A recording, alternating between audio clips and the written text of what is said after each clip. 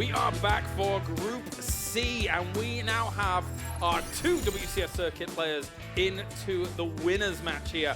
Once again, back-to-back from yesterday. Quite the feat here from the WCS circuit. The WCS career players are going to have to battle it out in the elimination match. Hero versus Reynor, though, was anything but one-sided.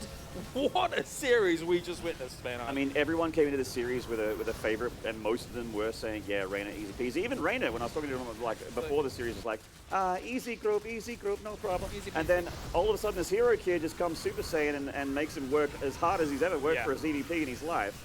Like, this series was just insane. Absolutely. No, Hero is so strong right now.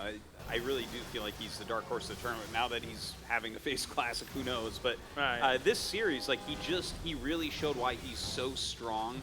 Like, in Protos's time of need, that's when Hero's the top Protoss. Yeah. When Protoss is doing fine, that's when Stats is the top Protoss, right? He will bust out the craziest plays like we saw throughout this series, just non-stop mid-game units, keeping the pressure on, threatening killing Reynor throughout the entire series. And that's where it really shined, right? If you look at this series as a whole, I felt we were perpetually lost in the mid-game because of Hero's aggression, constant pressure, piling Very deliberate, very deliberate. Hero loves mid-game pressure, and this game in particular was tier 2 units for about 20 minutes. Yeah.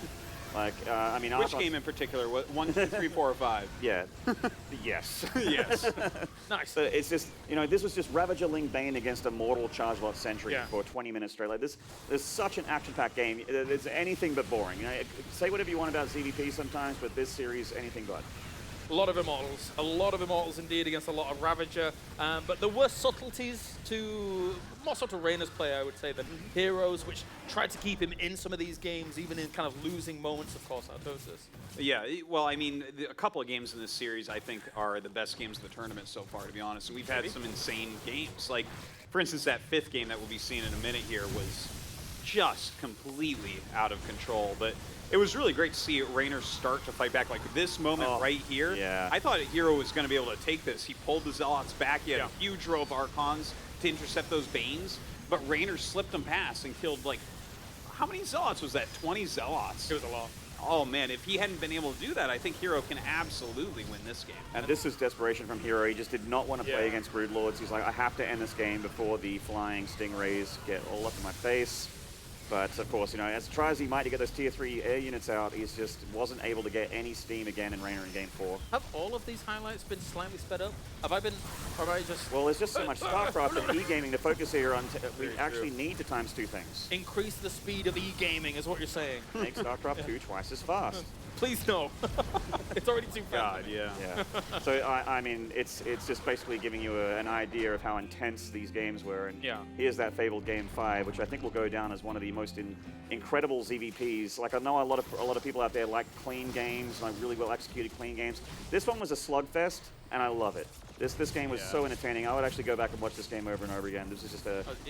This game was so crazy. Like, towards the end, in the back room, all of us knew it was going to end. And Smix got up to get ready to go interview, and I'm just like, who are you going to interview? We thought... None of us knew who was going to win. It's like towards the very end. It was right here where we were like, you're interviewing Hero? Question mark? Yeah. And then the Lurker play and the Viper play here from Reynor. And we see these carriers coming, we're like, oh, okay, Hero wins. Like, what do you do against these carriers? He doesn't have anything that shoots up. Suddenly, Hydralisks from downtown, the Bubulas, as you call them, Artosis, seemed like they kept fighting in them constantly. Yeah. So there was like some engagements that you would think would go differently, but then, of course, you know, the inhibitor zone making things a little bit different. And what's with Reynor just having, like, the best CVPs ever on this stage against Reynor? Like, I remember when he played Classic on his 16th birthday, like that game on Lost and Found. I keep thinking about it all the time. It's like the greatest CVP ever. He just keeps doing it. It's crazy. And that means our two WCS circuit players are in the winners final once again here for this group as a whole. One of these will be moving on into the round of 8. Will it be Big Gabe or will it be Reynor? And then once again, WCS Korea, Hero and Classic now find themselves in the elimination match here. So we're going to lose one of those very, very strong Protoss when it comes to this group's makeup overall. That brings us on to our next match here, which is that winners match. It is going to be Big Gabe going up against Reynor. Artosis, starting with you. Again, a lot of people came in believing that Reynor was one of the big favorites here to actually take this entire group as a whole. And then when you look at HeRoMaRinE going up against Reynor, we've seen this, you know, across WCS circuit from time to time here, crop up everywhere so often. But a lot of non-Korean fans would probably give Reynor the edge here. Yeah, I think that everyone pretty much would give him the edge, but they also gave him the edge against Hero, and you saw how that went, right? That was very, very close. Yeah. And a lot of people thought that Classic was just going to smash through HeRoMaRinE. HeRoMaRinE is underrated. Like I was saying before, he's just like the most underrated player right now on the WCS circuit, in my opinion. He is really strong. He's still getting stronger. His base power level is so high, which is kind of, it sounds like a weird thing. I'm like talking about Dragon Ball Z characters or something. I'm like, yeah, no, his power level, it's up there. But he's just so good mechanically and with base strategies. And that just makes it so that like he's going to play a very strong game throughout. So it gives him a lot of opportunities to win. And here against Reynor, like, yeah, maybe Reynor has an advantage, but I think this is going to be a close series again. How about yourself, Maynard? I tend to agree. Do come into it favoring Reynor. I do know that he's had some concerns in this matchup a little bit. You know, obviously a lot of Zerg's been getting a lot better at it lately, especially. Yeah. But there was a period where Reynor actually really struggled, especially against mech, the BC style that a lot of Terrans had to do. I mean, I feel like every time we see a TvZ on Acropolis, there's usually a BC opener of some variety, whether it be mech into bio.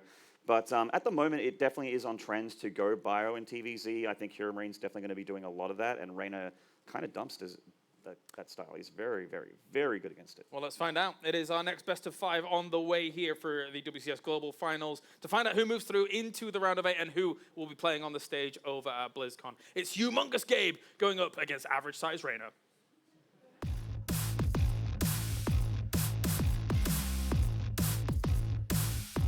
All right, we are going to jump into this match. I'm Tasteless. Joined with me is Nathanius, and we have quite a match to cast here. A couple of very talented e-gamers going up against each other, Tasteless. And boy, oh boy, I came into this group thinking to myself, I knew Reynor was good. Right? We all know Reynor's really good. Right.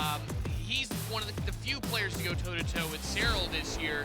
And we know that HeRoMaRinE is good, but he hasn't reached that upper echelon that Reynor and Cyril have as far as getting to those finals, getting those championships in 2019.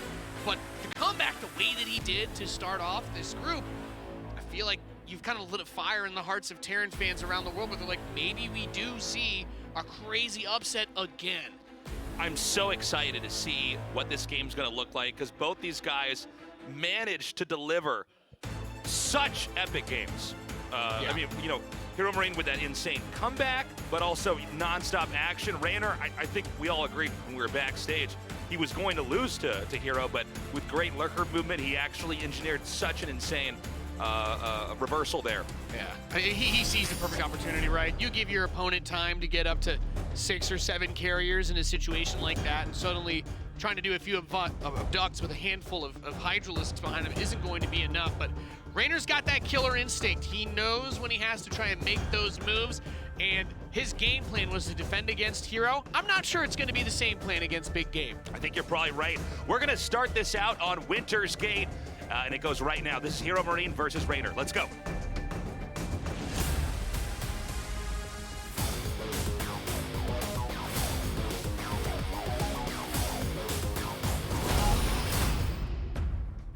In the bottom right, in the red, our German Terran player. He is Mouse Esports, HeRoMaRinE. Gamezilla. In the upper left, in the blue, our Zerg player from Italy. He is Gamers Origin, Reynor.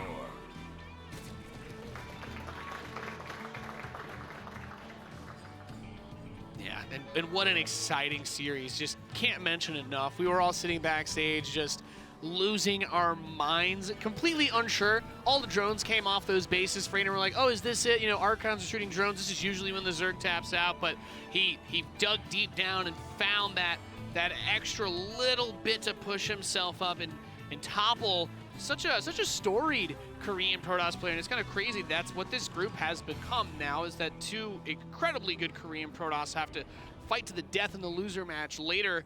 But we now know 100% one of our WCS competitors is going to get out in first place, which is pretty awesome. It's crazy. This group is emblematic of the shift in power globally for StarCraft 2, where it was a shocker if any non-Korean managed to beat a Korean, but here we are. 2 Koreans are going to be going into the losers match after this series. Right now, it's either going to be Reynor or HeRoMaRinE that passes on going to BlizzCon.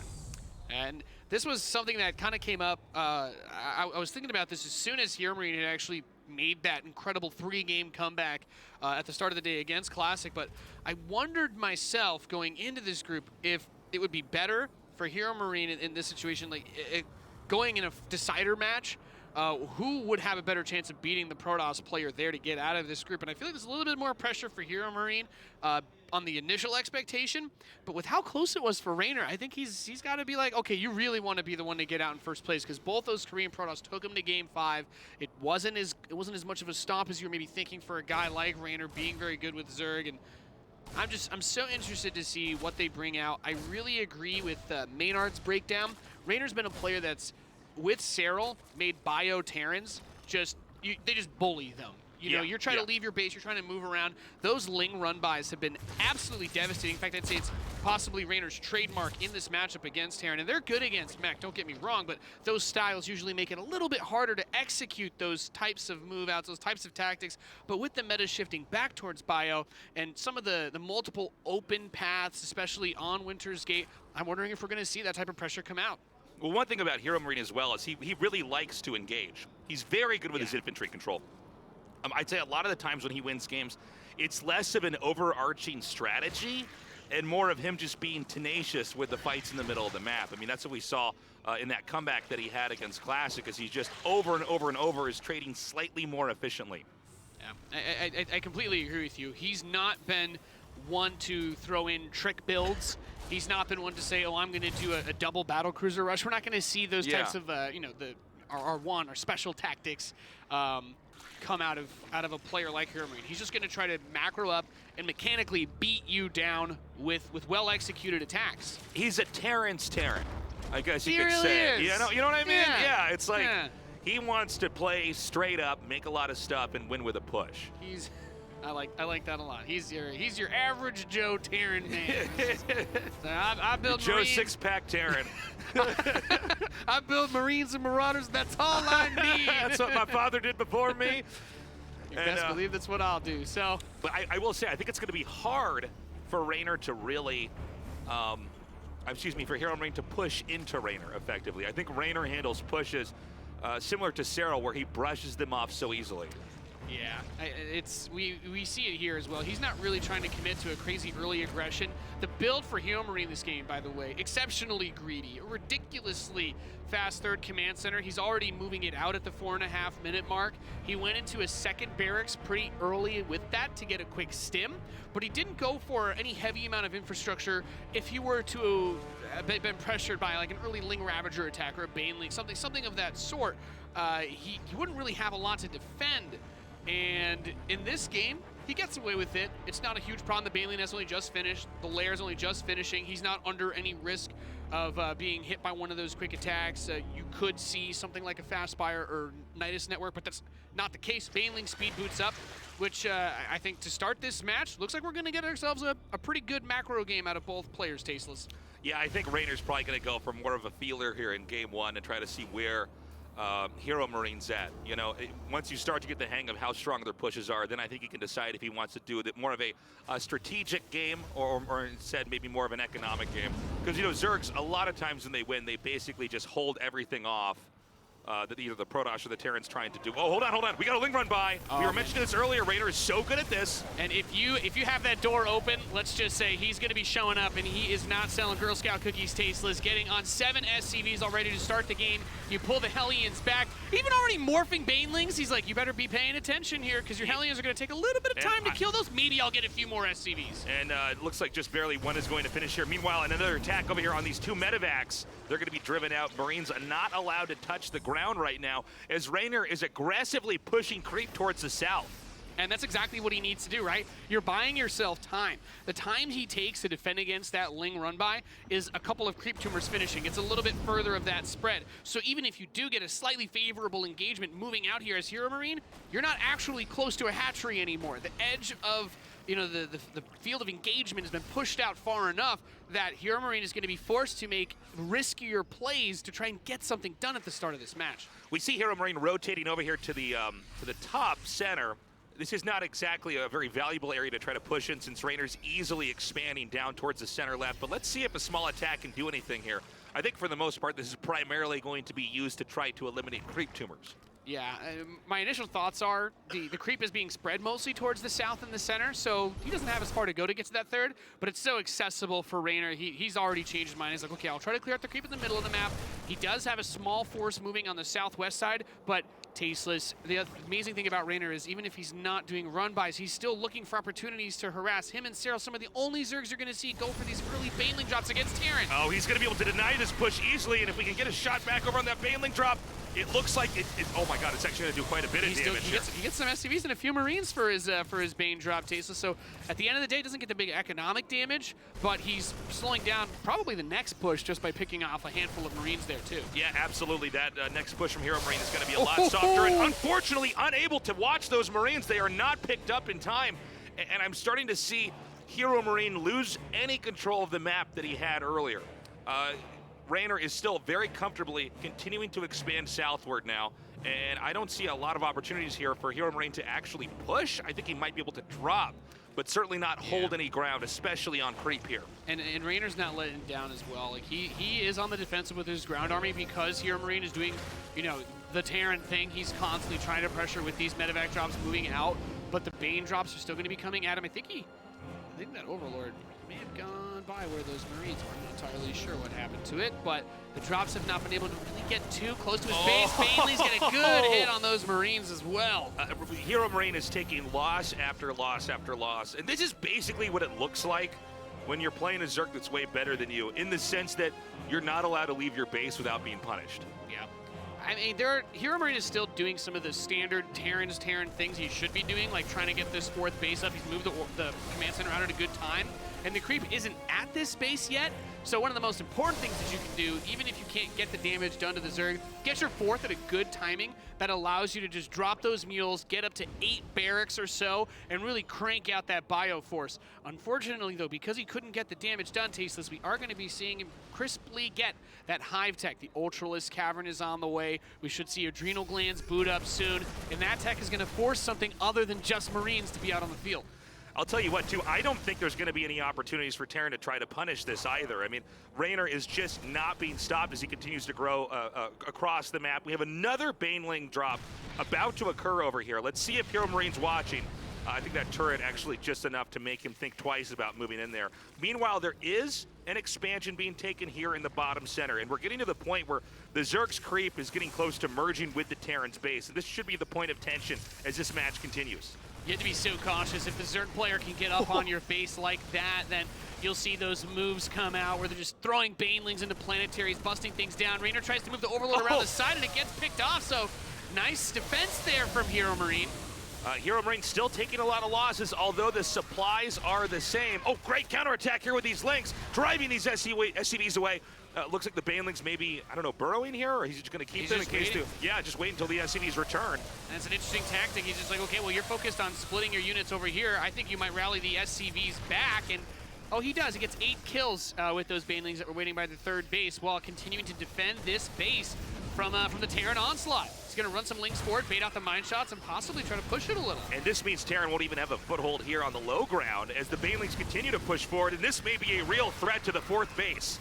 Now, putting the extra barracks here in that command center does help choke things up, which is going to make it a little bit more tricky for those Banelings to get good splash onto the bio. And we can see that Marauders are being built 4 at a time, added into this composition for HeRoMaRinE, which are going to be extremely important when those Ultralisks come out onto the field, as we know that they really just are so chonky at taking those Marine shots. They allow the Banelings to get up close and personal.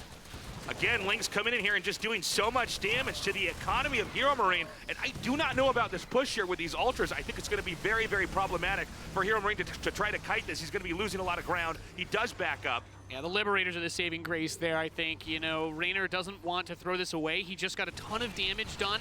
But I have to say, Tasteless, of all the weird things that we do see happen in StarCraft, we got a lot of SCVs being made. We got a lot of workers for both players in this game. 11 drones are being added while Reynor's at 88, but Big Gabe was actually over 80 SCVs. So yes, he lost some, but I guess when you have that many, it's not that much of a problem. It does draw some concern about how much army supply he's gonna have to deal with the swarm. Yeah, you're absolutely right. I mean, he's taken a lot of damage, but he's certainly not limping through this game economically.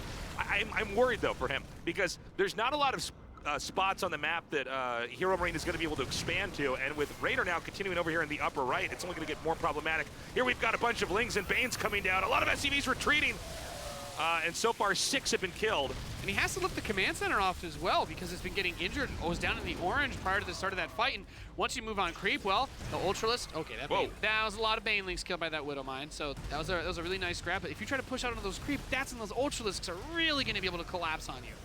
We actually have a drop happening at the top. Here it is now. And it's going to be taking out this hatchery. This is actually a very big win here for HeRoMaRinE, since there's basically no way he would be able to push up here. Eliminating the hatch with the drop is the best you can ask for. Yeah, that's definitely a silver lining for HeRoMaRinE. He also landed a command center in the base next to Reynor's last base in the bottom left. If he's able to hold on to that and not have it picked off or spotted, could be a great way to steal some resources, because I don't think it's going to be easy to maintain that if Reynor sets his sights on that base. I don't know if Reynor's aware, but there is an expansion being taken at the very, very bottom left corner, and it seems like that would be ripe to attack, but Reynor has so far ignored it or not scouted it. He must not know. These Ultras, this is what you want to do as the Terran. You want to try to drag these units off creep. Now, he does have the Anabolic Synthesis upgrade, which makes those Ultralisks incredibly fast, even off creep, but the rest of the units are going to trail behind him just a little bit more than they normally would. That's why getting rid of that creep is so important. If you can kite your bio against the Ultras off creep, even with how fast they move, you can still get a huge edge here when we see those Marauders really lay waste to him. But it's all about the Banelings coming in from behind. Corruptors going on the top side, trying to get those Liberators, Tasteless. And it looks like there might just be enough Banes to try to push this area, and the Ultras, though, getting very low on HP. I gotta say, Ultras, incredible units, but you need to have Lings and Banelings with them. Yeah, the moment that the Lings and Banes are gone, the Ultra is just not as good. And look at this. Support. Reynor stumbles upon this planetary over here. I don't know that he's gonna be able to take it, but HeRoMaRinE is not repairing. Look at what we have here. And HeRoMaRinE, this is going to be a little bit of a bait towards him as well, because he's trying to sprint his units over. Tons of resources spent on repair, but it won't be enough. And those SCVs going to be free farm for Reynor now, as his reinforcement waves picked up so much, and more run-bys coming in. SCVs dropping in droves. Beautiful play there. 22 SCVs taken out. HeRoMaRinE losing multiple battles on different parts of the map. Reynor almost maxed out now. The SCV count, by the way, it's 97 drones here for Reynor. It's 56 SCVs here for HeRoMaRinE. That's the kind of losses he's suffered. Yeah, and you know, the funny thing is, at this point in the game, you're supposed to have a couple of extra orbital commands, and I'd say 56 SCVs is perfect. So, still not the end of the world for HeRoMaRinE. If he can turn that 40 supply he's freed up in SCVs to bio, then he can still get a massive army to fight against this. But look at that. God, there are he's Lings so burrowed. sick. He's so good. It's what Reynor does best. If you're playing bio, you're trying to get on the map, he will always be looking for opportunities to backstab you, to make your life a living hell. And guess what? When you lose all these workers, you don't want to be scanning for burrowed units, Tasteless. He's got one under the command center. It's so good. I mean, it's just it's forcing the Terran to do everything possible in order to stay in the game. Now, we had HeRoMaRinE with some map presence earlier, but it seems like he's lost any control of this game right now. He's been squished back into the bottom right corner. He lost the hidden expansion in the bottom left. Reynor has reclaimed the 12 o'clock expansion. This is looking more and more like it's going to be a Reynor victory. Yeah, it's getting tougher and tougher. He has the creep spread, the Overlord's out. Probably be aware of the drop that just moved. We got burrowed Banelings. He does scan ahead. Intelligent play by Big Gabe. Not going to be caught off guard by the burrowed Baneling mines. However, the Lings and Corruptors have found the drop in the northeast. Only thing I can really say, Tasteless, he is getting the Ghost Academy, so he's thinking, oh my god, those Widow mines. They did more damage than the Corruptors did to the Medevacs. Yeah. Sorry, what were you saying, Nate? Yeah, anyway, he built a Ghost Academy, right? So as far as your late game options for Terran go, you can try to make that transition, but I think he's having such a struggle getting economy up now. He's bled so much out over the course of the last 5 minutes. I'm not sure he can afford a Ghost transition. Yeah. He's struggling to max out even without it. Okay, once again, these Ultras going to be very difficult for HeRoMaRinE to deal with. There's just too many Banes. That was the majority of the army that he had there, and that's going to be it. GG. Game 1 goes to Reynor. Extremely well played by the Italian Zerg. Just the way that he was able to, from the very beginning of the game, get that first Ling run by in. You think to yourself, 7 SCVs hurts, but it's not irrecoverable, right? He got a crazy fast through command center. But then you look at the other parts of that, the externalities at play. The creep spread gets a little bit further out. He wants to push the third. He has to go a little bit further. That gives just a little bit more time for those next inject waves to get going, more Zerglings to come out, and suddenly, I'm not sure we saw HeRoMaRinE get any economic damage done until he was basically at the stage trying to throw medevacs all over the map. Basically, yeah. I mean, he did manage to take out 12 o'clock, but Came overall, so late, yeah. HeRoMaRinE seemed like he was stabilizing, but then Reynor, he's so good at yo-yoing back into the position where he's going to have the advantage. He's such a tough player.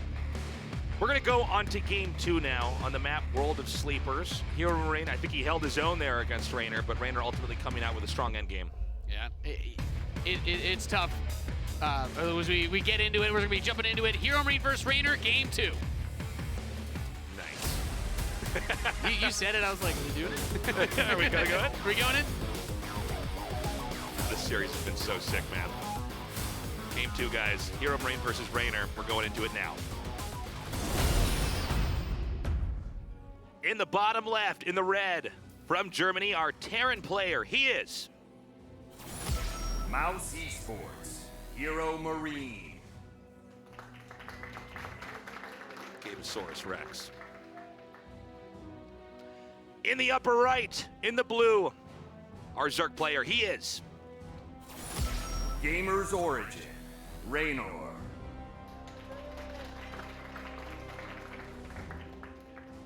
The one thing that does give me cause for concern, though, yes, he tried to set himself up very well with his economy, and he still got a pretty quick stim. He wasn't punished in any way. He wasn't forced into building a fast bunker, trying to get tanks, doing an SCV pull, and nothing like that. He got an incredibly greedy third command center off of one gas, and he wasn't able to snowball that into any sort of mid-game that could make things happen because Reynor was so on top of, you know, the aforementioned run-bys, but also his creep spread, his map vision, going for those Baneling drops. And that scares me tasteless because HeRoMaRinE was allowed to do one of the greediest builds you can do as a Terran versus Zerg, and it didn't give him what he needed to actually go into the game with an advantage. I totally agree with you. Again, we were talking about this earlier. It seems like, in general, HeRoMaRinE wants to win in the classical Terran sense. He wants to win with a push. He wants to expand, get his upgrades, and move out, right? And this doesn't to say that he's a bad player, but he doesn't tend to have strategic wins in that sense. You know, for instance, you'll see Maro know when to do a 2-Rax proxy, right? Yeah. He knows when to insert that build into a best of 5, into a best of 7. The problem for HeRoMaRinE, though, is Reynor handles pushes so well. Even when he starts to lose to a push, most Zergs, by the way, will normally fold at that point in time. They'll get toppled, but Reynor can actually bounce back. So I'm going to be really impressed if we do see HeRoMaRinE actually win with that style.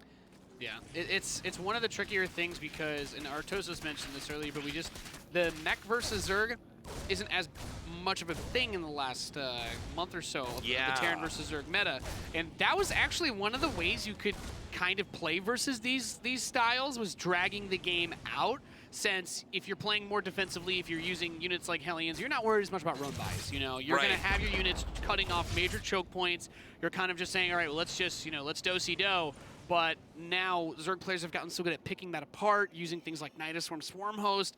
If you do that, you're giving up your ability to deal with a lot of those strategies, frankly speaking. So you instead are forced to go into bio, which isn't bad by any means. Right. But Reynor clearly showed he is so good against it. Yeah. No, he's very, very strong with his splitting of his infantry. Generally, he's quite good with his pickups. We did see him flub a little bit in the last game where it seemed like his screen was not at the right place at the right time. So he had units under medevacs that were then hit with banelings. They weren't either stimmed or running or being picked up. But generally speaking, yeah, he's amazing at that. Yeah, it's tough. It's tough because that is HeRoMaRiNE's bread and butter, but Reynor is so good when he's up against bio players because as that Terran, you want to be making those pushes, you want to be moving out.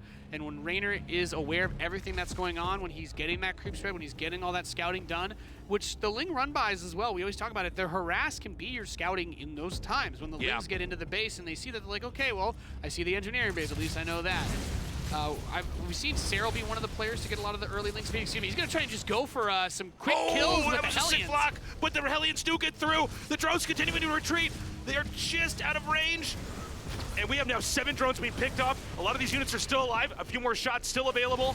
It looks like it's going to end with 10 kills there on the workers. Great run by HeRoMaRiNE, and that is exactly the kind of play he needed to start to get a leg up in this game to make his pushes stronger as the game progresses. That was amazing, Tasteless. You know, from the Terran perspective, when you risk that, you're basically thinking to yourself, okay, I'm going to be vulnerable to something like a Baneling counterattack or something weird like that, but Reynor's not really the type to do that build, and you see he's got the wall up now at the front, but you want to kill at least like 7 or 8 drones. Getting 10 is like, you're happy with that. So he's got to be thinking to himself, all right, I've done enough damage to stunt the growth a little bit. Unfortunately, the spores are ready for the Banshee, because as that was scouted quite a while ago. Whoa, this Banshee's not done anything so far.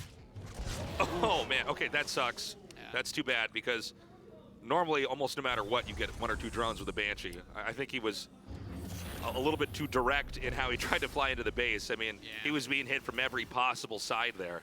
And when we talk about scouting again, Reynor goes back in. He had a very early Overlord speed. This is something that Cyril does a lot, especially versus Terran, where he just wants to know, right? Terran's strength is oftentimes been those mix-up of the build orders, but being able to shut down the Banshee play, scouting immediately, okay, double engineering bay, extra barracks. You don't have to think about certain things anymore. It's like, oh, I'm not worried about BCs, not going to be one of those weird builds. No Meg, no Mass Hellions, all right. It's just going to be Marine Tank probably into Bio Mine, and well, World of Sleepers is a massive map. And as big as Gabe is, this one might still be a little too big for him playing a long game versus Zerg, Tasteless. Yeah.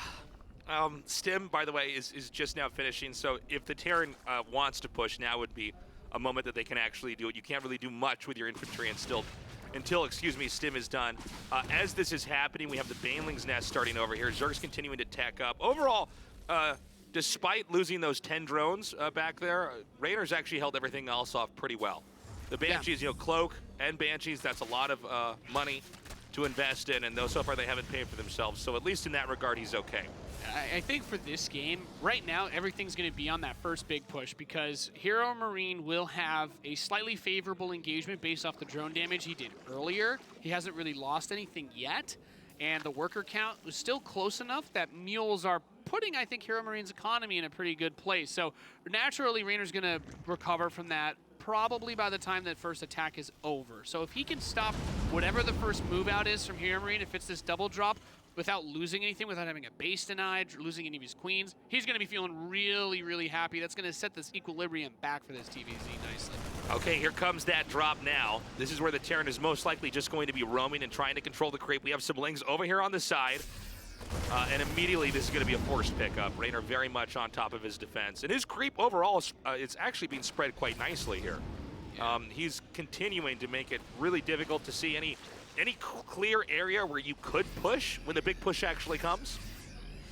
It's incredibly difficult.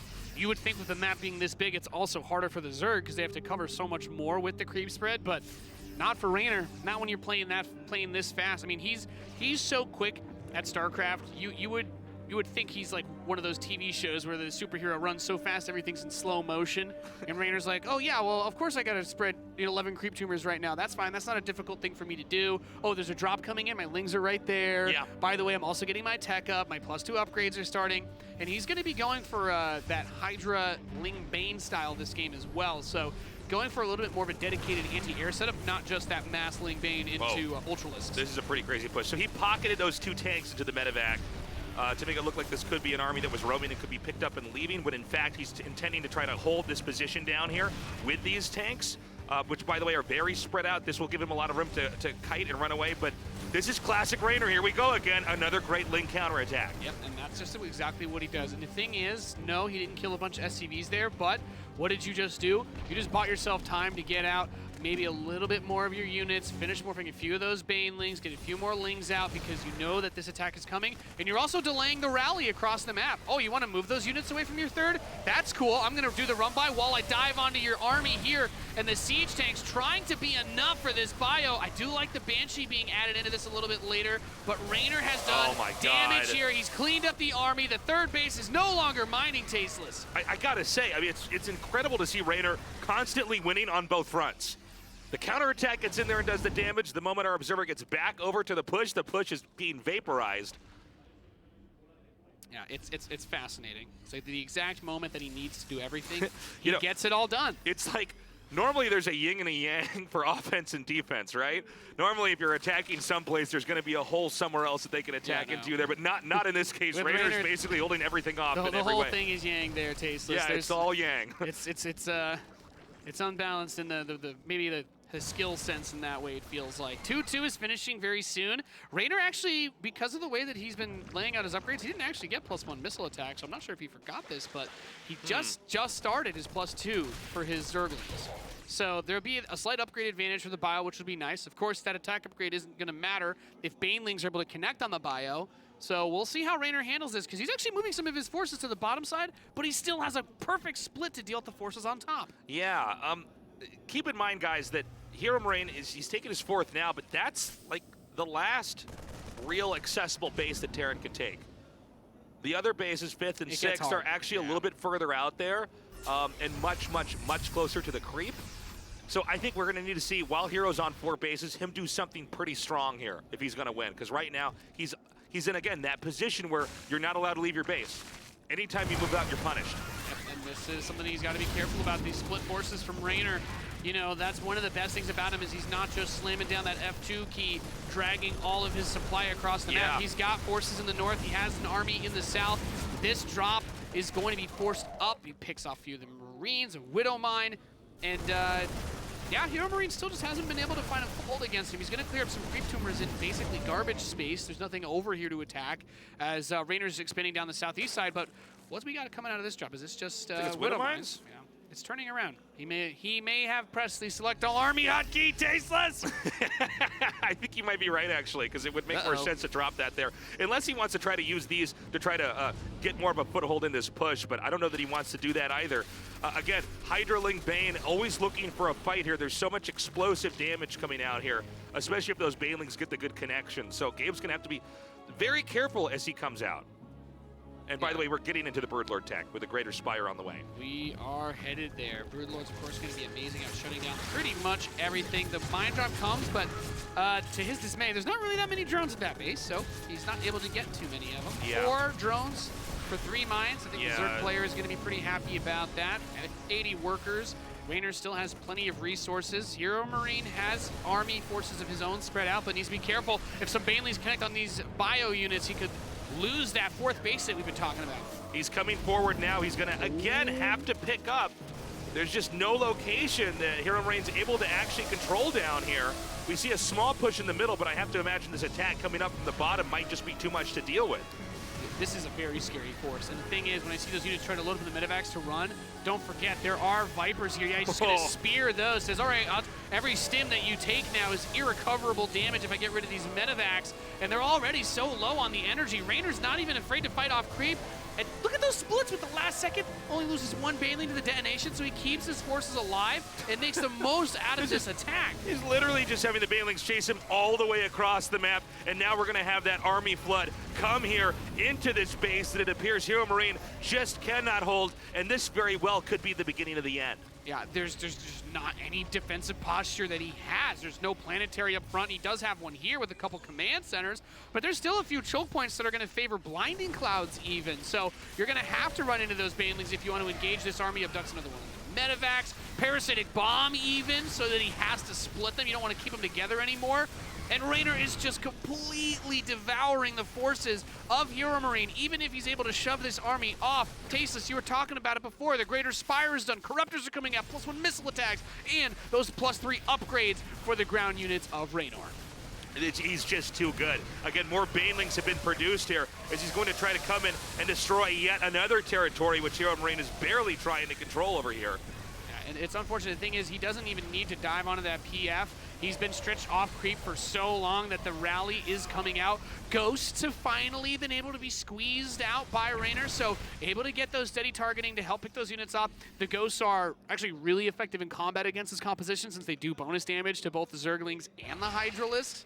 And of course, the snipe is something that he's really going to need when 7 Broodlords come out on the map, Tasteless, but I don't think there's going to be enough to actually get through the supporting units so he can land those steady targeting shots on the Broodlords. Yeah, I think you're right, Nate. You know, one thing about that last attack that we saw is that Reynor kind of overextended. He went a little bit too hard in there and definitely hemorrhaged some of his army, but I don't see a real opportunity here for HeRoMaRinE to try to seesaw this back into his favor.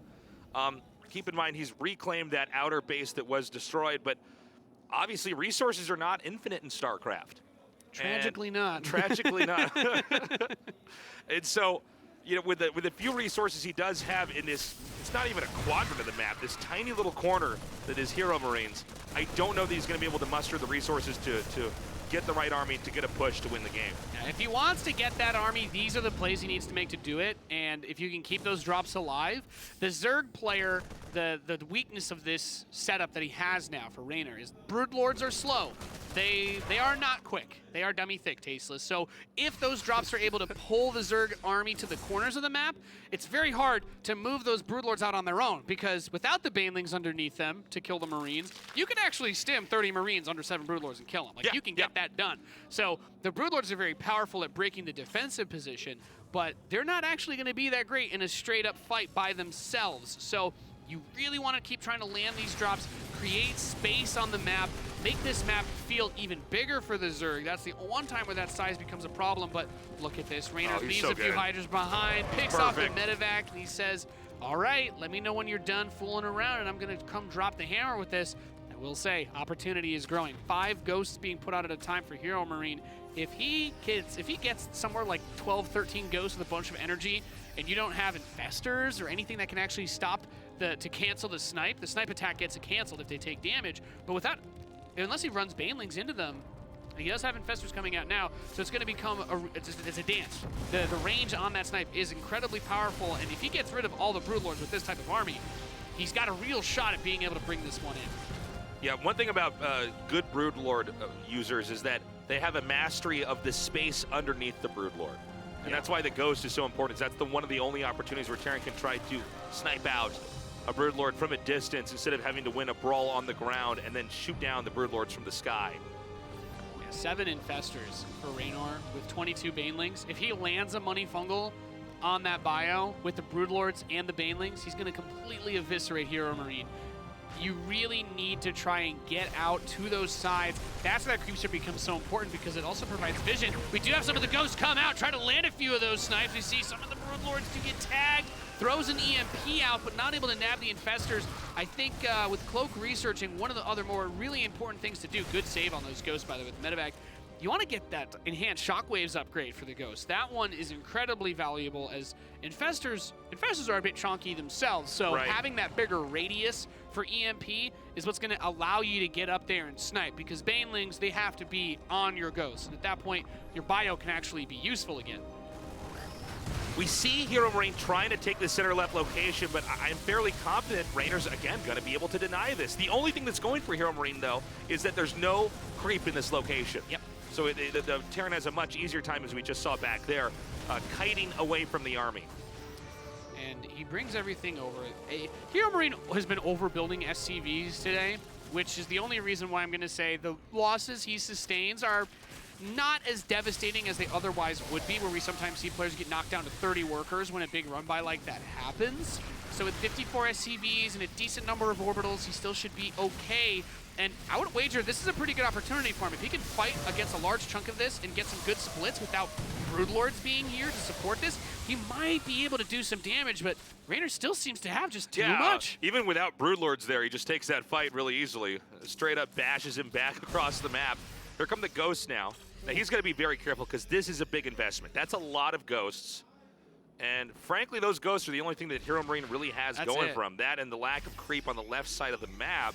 You look at what he has. If those Ghosts are off the map, he's dead. Yeah, we're seeing just in these other bases that are remaining. I guess he has one pretty decent base at the bottom with a lot of minerals, but center left is where I think we're going to have to see really good defense here from HeRoMaRinE. Now, we saw him begin to move the Broodlords. I think they're just above our screen. Yeah, there they are. Above our screen right here. I think we're about to see Reynor pull the trigger and push in. I might be wrong. He might try to stay back, but I would not be shocked if he starts to try to close in on the 9 o'clock position. Yeah, just that last thing we saw as well. He's so on top of everything. Parasitic Bomb with a fungal growth on 2 medevacs. It's like, yeah, a bit of energy since we're not going to fight just yet.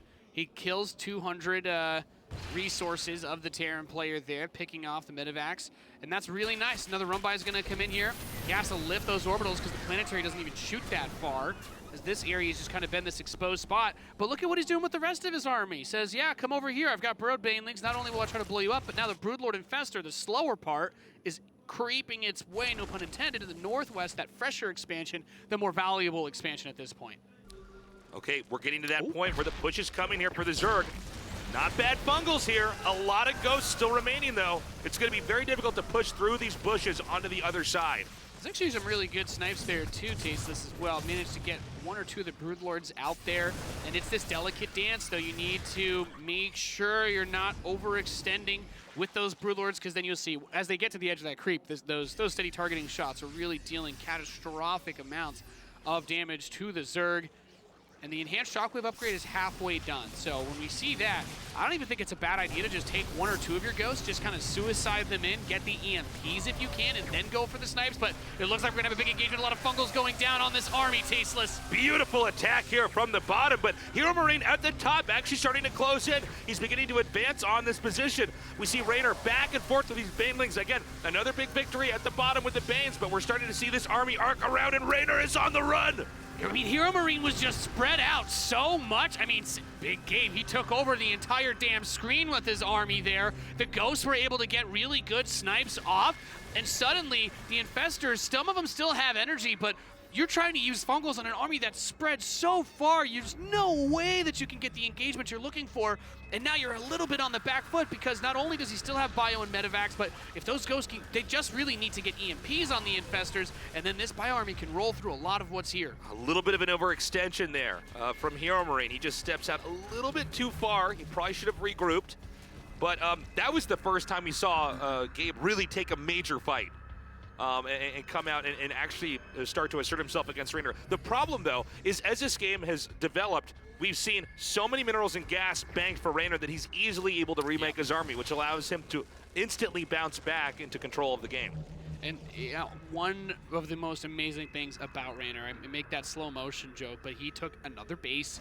He's got the bottom right expansion outside of HeRoMaRinE's base. He's even immediately moved spore crawlers there. He really wants to have that as a cemented position that he can have.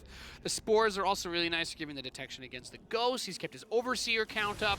HeRoMaRinE did cloak his Ghost in that fight, but it didn't really get too much from him. And he's just still so out on the map. This command center, that's a huge amount of his economy that he loses if it gets blown up. You need those mules to fund the fight here for HeRoMaRinE. Again, the entire infantry army is coming down here to try to drive this position away. That has been a constant point of contention on the map over here. But the Infestors are still staying at the very top. We don't see any more creep spread going into the upper left. I think HeRoMaRinE's done a pretty perfect job, to be honest, of keeping creep out of that area, which is one of the reasons why Reynor's organically expanded down here exactly in the bottom of the map. Yeah. And if he can hold on to that northwest base, that's really nice for HeRoMaRinE. The rich guys are there, supplies a lot of resources for him. Would love to fight these Banelings off creep. Great pre-splitting by Big Gabe. We see another attack coming in here. Again, a lot of these Marauders, when you get in numbers that high, it makes the Banelings much less effective unless you've almost overmade the Banelings. So let's see. We have another interesting kind of hold on a second. Yeah, he's actually going to push into the bottom here. This is actually a really nice spread. I don't know that the Banelings can easily get down here to defend this. I guess there's so many spores, though.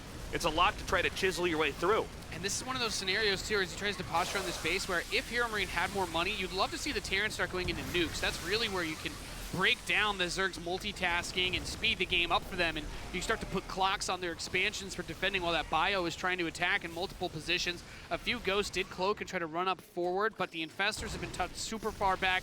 Really good awareness by Reynor with his army as the Broodlords have now rejoined the rest of the composition again. And the Fungal to start the engagement. Nice Fungals there. This spread is really good here for HeRoMaRinE, but a lot of Fungals go down. He does not have that much to protect the Broodlords. Just a few Infestors underneath him. He needs reinforcements to get over here very quickly because the infantry can continue to advance into this position. Yeah, he's picking off the Broodlord, shaving him away from that army, Tasteless. And this is all really good, but we have to keep our eyes on that supply, those resources. He's been a little bit struggling for the economy, so taking out a base of Reynor's would be really nice. He wants to get back up towards that 200 supply. You mentioned it. Reynor's sitting on 3,000 minerals and 3,500 gas. He can easily afford to replace this, but HeRoMaRinE with a few more cost-effective engagements, if he can maintain these bases, he should be okay. Yeah, it looks like Gabe did manage to crush the 6 o'clock position here. Reynor right now with his big attack over here onto the command center, trying to actually just damage down the planetary, but as infantry comes in here, it is driven out, and another failed attack there by Reynor.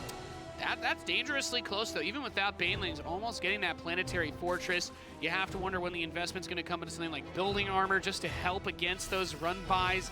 As that base, if that gets knocked down, what else really is there economically for HeRoMaRinE? He's barely got mineral patches on his other bases, and I'd say there's actually a tremendous amount of pressure for him to take the northwest expansion too. But at that point, you're opening that soft spot in your southeast for him to try and run in, pick off your orbitals, or maybe even do a big run by into the production. So HeRoMaRinE has finally pulled this game out far enough. We're over 25 minutes now, where Reynor doesn't have any easy spots to expand, Athanius. I mean, he's almost running out of locations to take. Maybe this spot that we're seeing right now, but maybe 6 o'clock? I don't know. These are all very pushable for Terran, so it's important that Reynor, the next few fights, he trades very favorably. And also for HeRoMaRinE, he has no money in the bank. So what you see is what you get. He can't instantly crank out more units as easily as Reynor can. That's my big concern here, Tasteless, is everything that HeRoMaRinE has is far less easy to replace. And you also pointed out, we're running out of bases on this map. He's going to try and clean up the bottom expansion again, which is really nice. But the thing is, Reynor's just had more bases for longer. So even with the cost effectiveness of HeRoMaRinE, he cannot afford to take any bad fights. Reynor's in a comfortable position where he can say, all right, if I lose a little bit here, a little bit there, it's not the end of the world. You know, I have a couple of extra lives, you could say. But if HeRoMaRinE takes one bad fight from this position, it's going to be very hard for him to recover. And the Banelings clean up a few of these mines ahead of the army. Don't let him get to the Ghosts. Good steady targeting fire, though. Really good positioning with those Ghosts on the high ground. Too difficult to try to get the Banelings to connect on them. And this foothold that HeRoMaRinE has in the upper left is what is keeping him in this game. Can he get down? Okay, no, he cannot. I was going to say, can he get down here with these Marauders and do damage? There's no way. The Broodlord Infestor is too hard to engage, but it is difficult to get anywhere quickly with Broodlord Infestor. And so, if Reynor chooses to keep that army in the south, defending that location, then he will not have an easy attack here in the upper left. And by the way, with these Ghosts on the move, I think HeRoMaRinE has ambitions to try to break this southern spot. Look at that, I love this. Takes just a few Ghost runs forward with that EMP, and that's what he uses just to open the door because he knows he has to pull back in order to deal with that. But Reynor smells blood in the water. He says, all right, if you're in the south, that means my Hydrolink Bank can get this planetary, and I know you are completely broke if I blow up this command center. In fact, that next orbital under pressure as well. Still a few Fungals are available, so he's gonna be able to land one. This hatchery, not a big deal. He's got 4,000 minerals. Yeah, and he didn't actually kill it.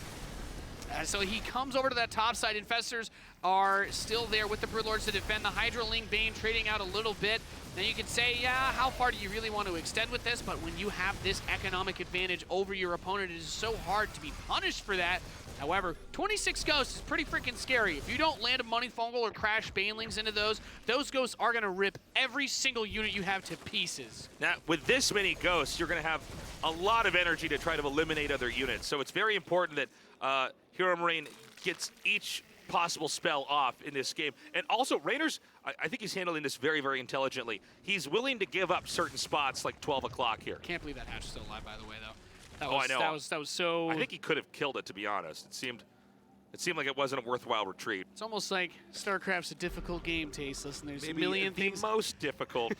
These two guys are e-gaming pretty hard right gamers, now. Nate. These gamers 30 minutes into a slugfest, as it were, on World of Sleepers. So let's go big picture here.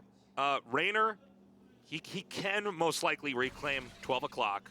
The upper left base is the only basically virgin base on the map. Nobody's taken an expansion there yet. There's a lot of money in the bank here for Reynor, but big picture, he's eventually going to run out of resources if he doesn't trade efficiently. And keep in mind, guys, stuff like Banelings, they have to die when you go in the fight, so you can't use them later on. Which means Reynor could be in a pretty perilous spot if HeRoMaRinE can continue to harvest as much as he possibly can here in the upper left. And so I believe we're actually going to, are we going to see a full-on push here? He might try to take an approach where he tries to go into the main. Hold on. Terran's actually pushing up here. So we might have them both trying to hit each other from different sides. I like the Liberators as an anchor point. Reynor's micro against the Widow Mines has been too good. I was going to say, with coming over this airspace, is really dangerous. Whoa! The Ghosts have an opportunity, but just barely gets the fungal over there in time. Man, coming over those cliffs, though, the Infestors can't follow you through the abyss, Tasteless. If those Broodlords all get sniped, we're going to see Reynor's bank disappear pretty damn fast. We're beginning to see the symbiosis of the Infestor and the Broodlord together. The fungal going down to make retreating basically impossible, and then the Broodlings to come down to do the damage and take up surface area. Meanwhile, this push is actually going to be hit with no Infestors or Broodlords there at all. These Banes connecting very nicely with their targets. These medevacs looks like, will they just barely have enough to heal this up? I love that Cloaked Ghost in there as well, just able to barely survive. That was a good thing to try and target fire down, but you need the Overseer there for that.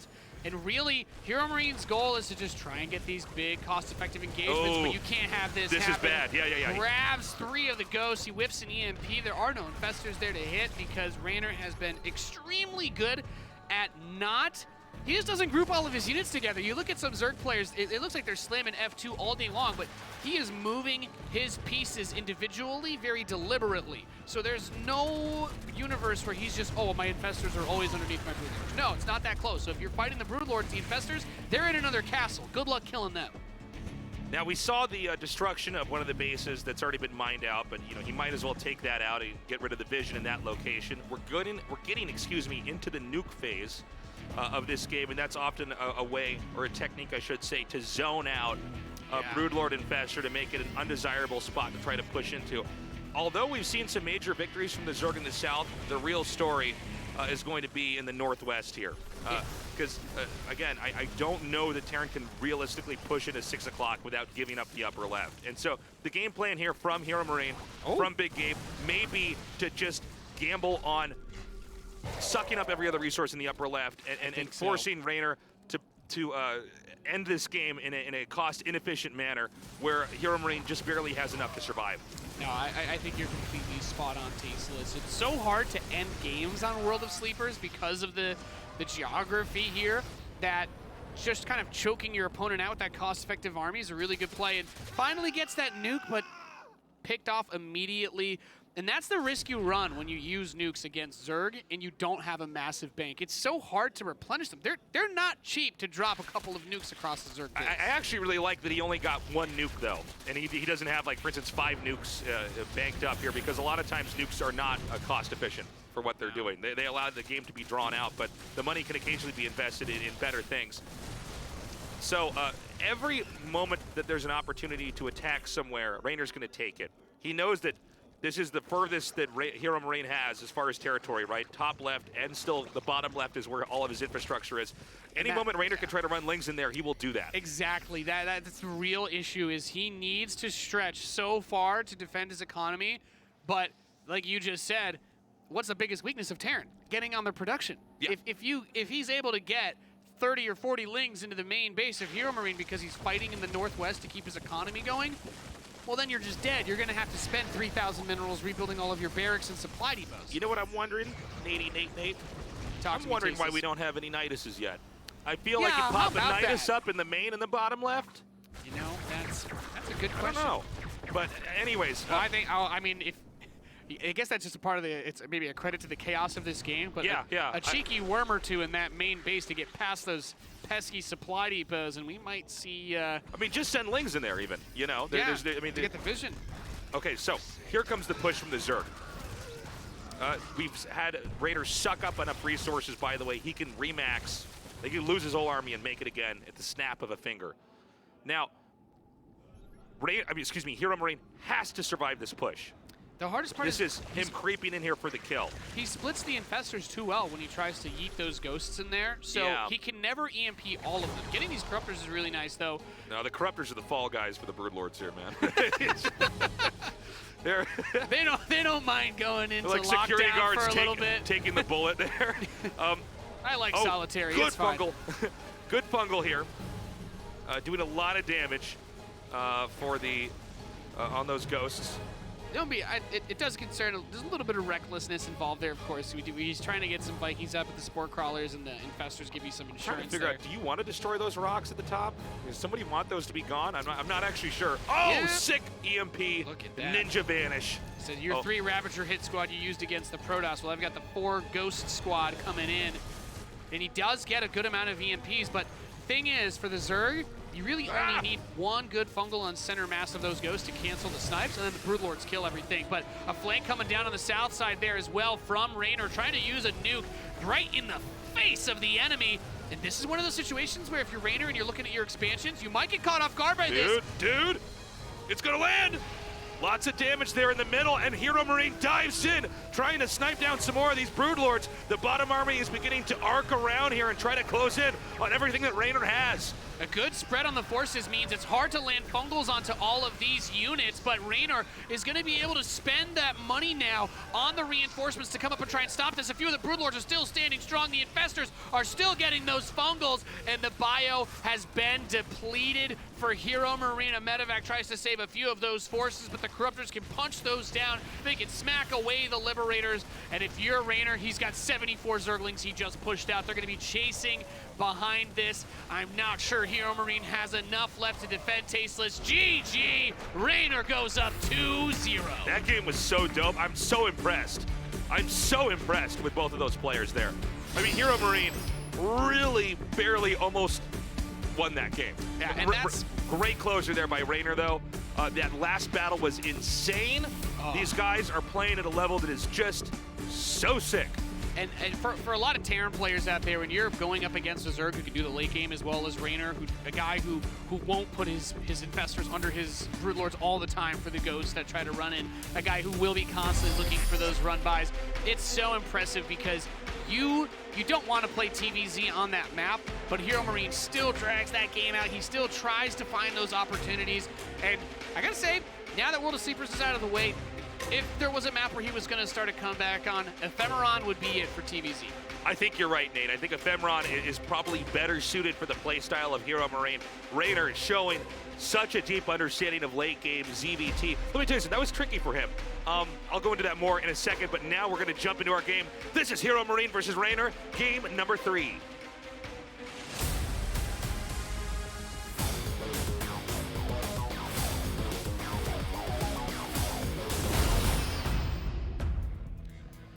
In the upper left, in the red, our German Terran, he is Mouse Esports, HeRoMaRinE.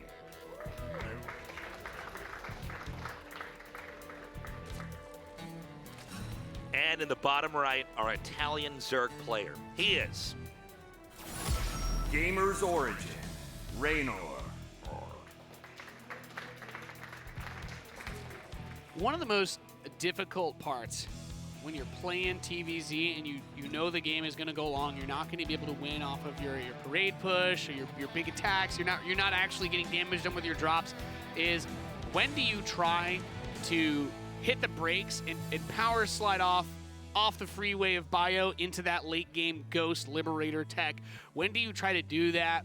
Because if you do it too late, you get into a situation like on World of Sleepers where he's already spent most of his money and he can't really afford to get everything he wants with those ghosts. He can't set up a bunch of planetaries and get liberators with range and get a bunch of nukes to really stretch the Zerg out. So we get into this spot where, yeah, the Ghosts are really good and they did a lot for him, but there are other pieces to that late game composition for Terran that he's not able to squeeze out.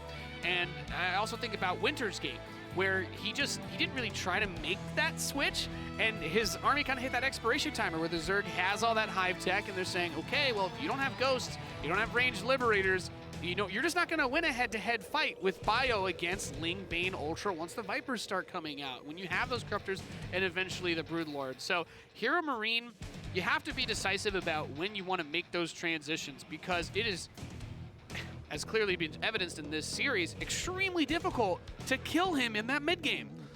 Yeah, absolutely. I want to praise Reynor for a second on how he handled that end game, because it looks like, I think to the casual observer, oh, Zerg has the whole map, and you know, this is going to be really tough for Terran. The balancing act of having the Broodlord Infestors and knowing when to push versus when to defend, and knowing when you can attack in with a Hydra Bane on the other side of the map is really, really, really tricky.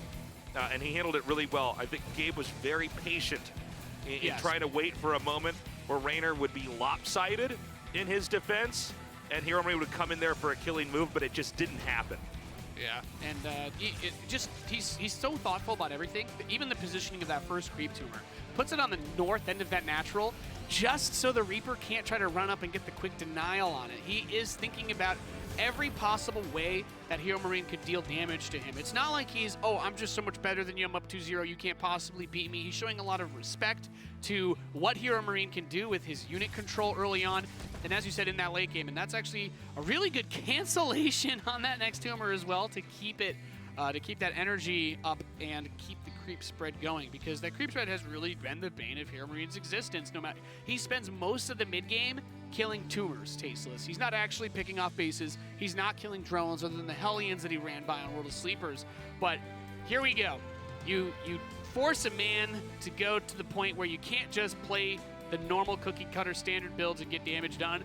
We're going to see a battlecruiser rush out of HeRoMaRinE.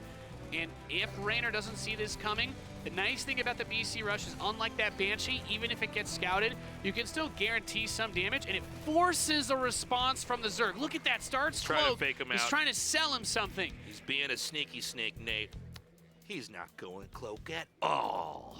And guess what? We don't have that Overlord speed this game for the fast scouting on Reynor's part, but we do have a Roach Warren, which anxious Terrans around the world all know that feeling of, oh, I love this battlecruiser rush build's really good, Tasteless. I'm just going to do that and build 7 Hellions behind it, and then all of a sudden, 7 Ravagers show up while your battlecruiser's halfway done, and you're dead. This is a great, I think, in a way, counter build to what HeRoMaRinE's going for, because you can stop this build before it even starts.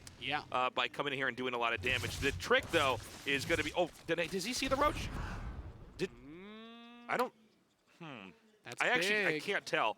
I don't see anything that tells me he has seen it. He's building a tech lab. Okay. Maybe he moved the factory to build another tech lab, but he won't have siege tanks anytime soon. Okay, he's getting a bunker, and this is a situation where having everything at home is really important, because sometimes the Zerg player wants you to try and like kite on the map with the Hellions so that they can Ling flood behind the Roaches. Like, he's not making mass Roach. This is some Roaches to create that space to possibly put the Lings behind and really just pressure the Terran player for being greedy, which is what this build is. It is very greedy to just rush up to a battlecruiser, because now you're also getting rid of your ability to just tactical jump across the map. You want to use your BC to defend now, because you could lose all your SCVs here.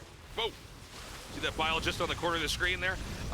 Technology. The Lings, the Lings are just now arriving over here. The battlecruiser would drive them away, but this is actually, in a lot of ways, what Reynor wants. He wants his battlecruiser to be preoccupied with trying to drive this away, but HeRoMaRinE warps over. And you know what? He starts another battlecruiser, and he's going to get Yamato, so I think we're going to see the 3 BC opening, which is a very strong build in terms of, I am going to keep up a relentless pressure, ideally with battlecruisers, to force you to be on the defensive. And since the lair has only just begun, there's really no way for Reynor to guarantee a kill on this BC. You should always be able to run away from the queens, use the map terrain to your advantage, just fly away, and pick off as much as you can here and there. And he's going to go mech behind it too. By the way, speaking of queens, he did not lose any queens in that. He rotated completely perfectly, transfused everything, and the battlecruiser actually barely got any value at all. Yeah, they killed 1 unit on the other side of the map. I think it may have been a drone. And that creep spread already halfway across the field too. So he's like, all right, I actually need to start thinking about that because this is a smaller map. Second battlecruiser is going to finish and teleport straight there. The cooldown on the first one is not over yet, so HeRoMaRinE does have to be a little bit careful. Losing a battlecruiser here would be absolutely devastating. It's so low, it goes down, Tasteless. And now, I'm not gonna lie, as someone who likes to build a lot of battlecruisers, losing one of those first two before the third one comes out really takes the wind out of your sails because that's 300 gas that should be going into armories, factories, tanks, and upgrade. And now, he is gonna still build another battlecruiser, but you're never gonna get that same possible punch that you would want. You can't really build a fourth one because then you just have no infrastructure at home. This entire build by HeRoMaRinE is hinged on not losing battlecruisers. Yes. That's the idea, is that they're so hard to kill and you can teleport away and repair them. The idea is that you're going to get such incredible value out of it. So you're absolutely right, Nate, that when you lose that first battlecruiser, it is a complete and total disaster. Yeah, it's a build that's meant to, much like much like I was saying earlier about Big Gabe, it's a build that relies on inertia, gaining momentum with a very heavy style that you push, you deal damage as soon as you need to, you pull out, you repair, you go again. And it gives you almost a little bit of a tower defense vibe with those BCs. It's just like the wave is going to come this way, then the wave's going to come that way. And all the while, the Terran is trying to build up for, you know, whether it's going to be a big push or it's going to be this battle mech style where Magfield Accelerator and Blue Flame suggest, hey, I want to have Hellion Cyclone support those battle cruisers, but now without a good core of BCs, the Ling Ravager Roach should be able to pretty easily shut down any advances by HeRoMaRinE. 2 BCs is way, way, way less threatening than the 3 that he really wishes he had right now. And this is a very common response. This is why you see a lot of people stop going mech. That Nidus Swarm Host, he's going to make the transition into it. And in this game, we're seeing HeRoMaRinE basically abandon the style that we, I think, most celebrate him for, which is his infantry control, his pushes, his drops, and instead go into this. But I have to agree with you, man. I think that this is going to be countered pretty heavily by the Nidus Swarm Host play. Yeah, the hard part is battlecruisers are actually able to deal with building Nidus Worms, but then you're keeping your 400 mineral, 300 gas units on the defensive. Right, and instead of doing stuff like this. Yeah, and they're slow. Funny. They're slow as well, so you have to basically have like 1 BC here and 1 BC there, and then the Zerg player will just build the Nidus somewhere else because it's not going to kill a whole wave of Locusts. Instead, he's actually just going to go for the deep ball into the main base with that Nidus. He's saying, oh, I don't even need to just use the Swarm Host. If I get 40 Lings inside your main, you're playing mech. Good luck getting the rest of your units back inside to deal with it, and he's going to teleport back home, but the Locusts are already going to pop out, Tasteless. They pop out just in time, and he's going to be able to take this armory Goodbye, out. armory. That is huge. Going to get the other one in time. Nope. Well, the attack upgrade is definitely better for mech, but then you have the rest. Then HeRoMaRinE, you're dealing with everything that Reynor is already good at. The run-bys, the counters. He's got Ravagers here, can try to smite that command center with him. Another Nidus is going to pop up that's going to create creep and block space. He's got his next 3 Nidus Worms already queued. And now you're saying to yourself, well, I wanted to do this momentum build, or I put on this pressure, but your BCs actually weren't able to get it done. And now the shoe is on the other foot, Nick Blood. Yes, it is. Swarm hosts are going to pop out here, and now we're going to see what is normally used here with the Swarm hosts, is they can flood into different areas, and it makes it very difficult for the Terran to have any growth. They're basically playing whack-a-mole with defense. That's what it is. Trying to put out fires everywhere. Whack-a-mole HD. That's right, and this is going to slowly whittle them down. Meanwhile, a huge attack over here at this top center location. And this is so many Banes and Ravagers, I don't see any way that HeRoMaRinE can defend this. No, this style is not good on the defense, Tasteless. You want to be attacking the Zerg. Cyclone Hellion is not a defensive army composition. What do you kite? How do you kite when the Zerg doesn't actually want to chase your army? They're just trying to kill the command center, and they do. So BCs teleport here. Yes, they'll kill these worms, but there's another one on the other side of the map, and unless you have your units find those immediately, you're still in a ton of trouble. What's Reynor doing? He's banking money. He's getting his tier 3 upgrades. His hive is done. He's building more worms, and he's continuing to expand, all the while HeRoMaRinE is just playing whack-a-mole. Yeah, and it's going to be difficult to imagine HeRoMaRinE even catching up here. I think the most important location on the map is this expansion at the top right that we keep seeing get hammered away at. If he can stabilize, maybe he's got a shot. A Roach Ravager coming in here right from the bottom. A lot of Corrosive Biles coming down and connecting with their targets, but meanwhile, the Swarmos are continuing to chew away at this expansion. Yeah, and it's so difficult. You're trying to defend Hellion Cyclone. They're such squishy units. They have such little hit points, and you're put in this very difficult position of swarm hosts are amazing versus siege tanks. The more tanks you have, the better swarm hosts are. But on the other side, the Ravagers, well, the more Cyclone Hellion you build, the better they do, because the Biles are good, they can trade very effectively since they're all low hit point units. And now, yes, the BCs are out here clearing creep, but what does the Zerg want to do next? Well, whatever they want. He's in a great spot. We have Queens here to transfuse. Maybe he Yamato's down a few of them and tries to teleport back, but this isn't the damage you're looking to get done with this type of army. I mean, the Queens are so insignificant in the big picture. You know what I mean? They don't actually. So it's like. You killed 2 Queens. Well, I've still got a million Zerglings. This is a moral victory. Oh, my God, and it's not closed no. up. So the Lings will flood in here. So many SCVs now are going to be taken out. He's going to actually just focus straight on the command center, splits a few off to those SCVs, a few to the ramp. Command center gets picked off. Next, Locust Waves come over towards the northeast. Cyclones are getting damaged. The Ravagers actually cut off the retreat path, picking off those Cyclones as well. And he can still walk over and drop Biles there if he really wants to. Dude, Reynor is everywhere. He's once again maxed out. I think the last killing blow might be that upper right planetary. He's already taken out the natural with Lings alone. And this is why you don't see this style or composition as much. Players like Reynor and Serral all year long, you know, you saw some mixed responses to the mech, to the battle mech, to the battle cruiser rushes, but then a few of them just started doing, and even just like WCS Challenger, these really aggressive Nidus Swarm Hosts, Ravagers, and Lings. And Deathball mech can sometimes play ball here, but you don't have an army that can punch through Swarm Hosts when you're just playing Cyclone Hellion. It's not an army composition that can go out there and kill 2 or 3 waves of Zerg production. It's an army composition that's meant to harass. His ranged Liberators are going to be great at that, so he's going to force Reynor to build some Corruptors now. He did just kill about 20 or so drones, so this is your one way of trying to create a little bit of space for yourself. But moving across the map with this army is still going to be so damn hard, Tasteless. I think the problem, Nate, is just that, like, okay, these Liberators, this is great. It's killing a lot of drones, 32 so far. This is way better than it should have been. Yeah, but this isn't too late. The damage was already done. All the bases were destroyed.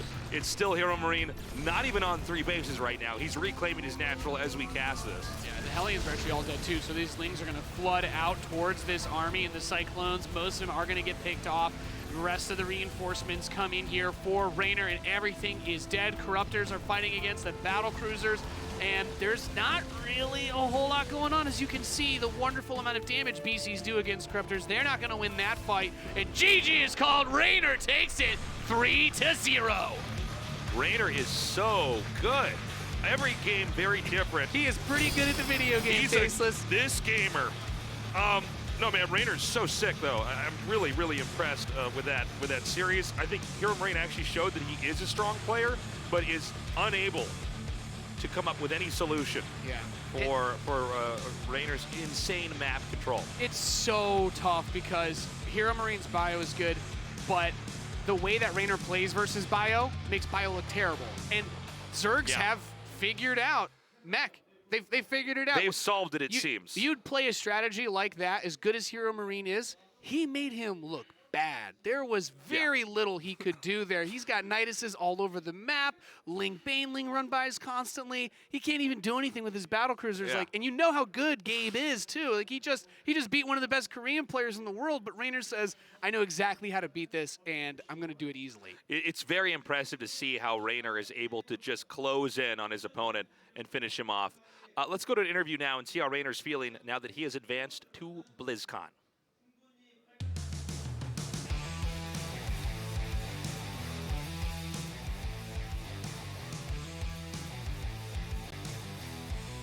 We just witnessed the winner's match for Group C to decide which player would be moving forward in first place, and it is Reynor. So first of all, congratulations, Reynor. This is your first ever WCS Global Finals.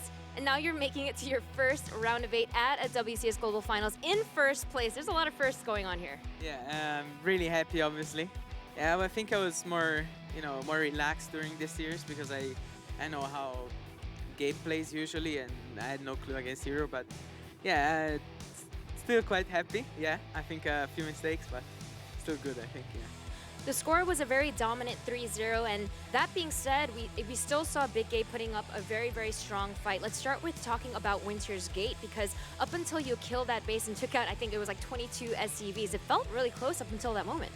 Yeah, I don't really like playing versus that build. I think it's quite good. And yeah, I was trying to kill him with my run by, but he had aliens at home, so I was like I'm a bit behind now. I was on 4 gases, not many drones, no upgrades. So yeah, it was not the best game. Also, I don't like that map. So yeah, it was very close, I think.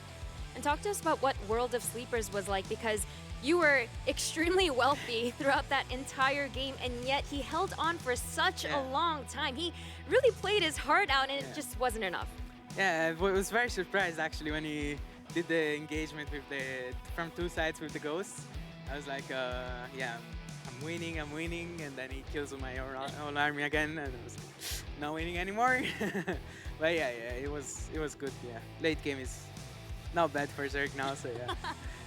Well, there's been a lot of commotion talking about how well you've been playing in practice lately. 16,900 MMR, 4 losses is what I've heard. So in your own words, talk about how your condition has been and your expectations for heading into the playoffs.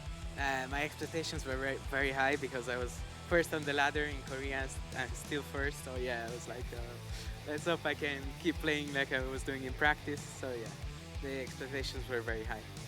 Well, I'm sure your fans would love to continue seeing you advance. So congratulations once again on securing your spot in Anaheim. When we come back from this break, guys, we have our elimination match coming up. It'll be a rematch of the recent Super Tournament quarterfinals with Hero taking on Classic.